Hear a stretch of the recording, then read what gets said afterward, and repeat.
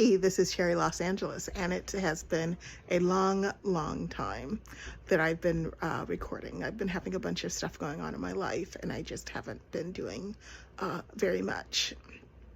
I will be posting a video about what's been going on in my life, but it's not interesting right now. What is interesting to me, as someone who has been just emotionally knocked about by what's going on in the world, who has been looking for content to distract them and to cheer them up, I'm very annoyed that we're not getting a lot of what I'd call happy content. So I've been searching all over for content that I like, trying to save money, of course, so I don't have as many streaming services. But there are a couple of shows that I like that happen to be on BritBox. And usually I will subscribe to BritBox while the series is on, and then when the series is over, I cancel it because they have a lot of depressing police dramas, and I'm not really in the mood for that. But they have a comedic mystery show that I like. And so the show started, and the show was supposed to be starting in October, I think around October 14th or something. And so I signed up beginning of October because I wasn't sure what the date was. And I kept trying to watch the show because it was coming up on my Apple TV as a new episode. And every time I would try and get on, it said, oh, it's not available yet. It's not available yet. And I remember when I signed up using Apple that it had 3 tiers. And there was a new tier where you got shows early and you had to prepay for the year. And I think it was like $140. Then there was the normal tier, which is like around $10, $11 that you pay every month. And then if you want to prepay for a year for the normal tier, I think it's like $120 or something like that. For me, BritBox doesn't have enough shows on for me to subscribe for a year. I finally realized after looking at the channel that the new, more expensive tier gives you the privilege of watching shows about a week early. Now, I'm sure some people will pay for that. I will not pay for that. There's really nothing on BritBox that I like enough where I'm going to prepay for a show like that, especially for over $150. It's like, I'm not paying that.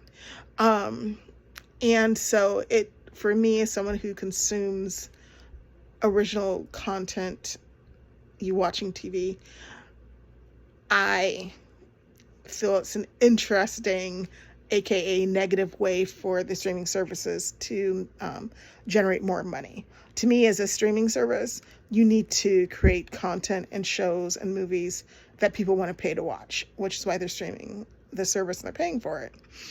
But for me to just pay you to watch something early, for me, that's a major no, and I will never ever pay that. And I'm going to go back to my normal way of watching any of the streaming services, which is I will subscribe when the show is in the middle of the season or totally over, and then just watch it over a month or two and then stop watching it. Because if I'm only watching it for like 1 or 2 shows, the shows are spaced out, so I can't watch one after another. I have to wait for it to premiere. I personally am not interested in that. I think it's a terrible business model. I hope that people are not using that and rewarding them for their terrible business model. And BritBox or any of the other streaming services need to create truly original content. You buying content from another country and then badly dubbing it is not, to me, original content. Original content is the streaming service is making a show, the streaming service is making a movie.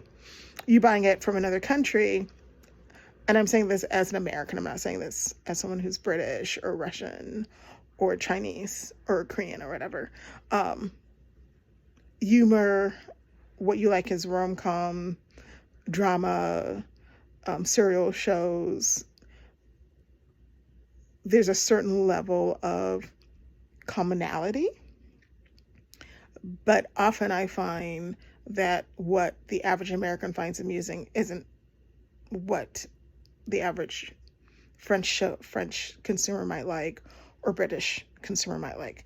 It's why, to me, I think a lot of shows are going towards action, because fight scenes translate to everyone. Romantic stuff is difficult. A police drama is kind of the same no matter where you are. There's certain genres that are easily translated across different regions of the world. Comedies are a little bit more difficult. Romantic stuff a little bit more difficult. And I find a lot of the streaming services or studios do not want to sort of figure that out. And BritBox is sort of, I think, doing a balloon test, and I think if it's successful, a lot of the other streaming services will start doing that. And I'm just letting everybody know I'm not paying that. Let me know in the comments whether you'd be willing to pay an additional amount to get access to watch a show or a movie or a TV show or whatever a little bit early. Thanks for watching. This is Cherry Los Angeles, and I'm talking entertainment.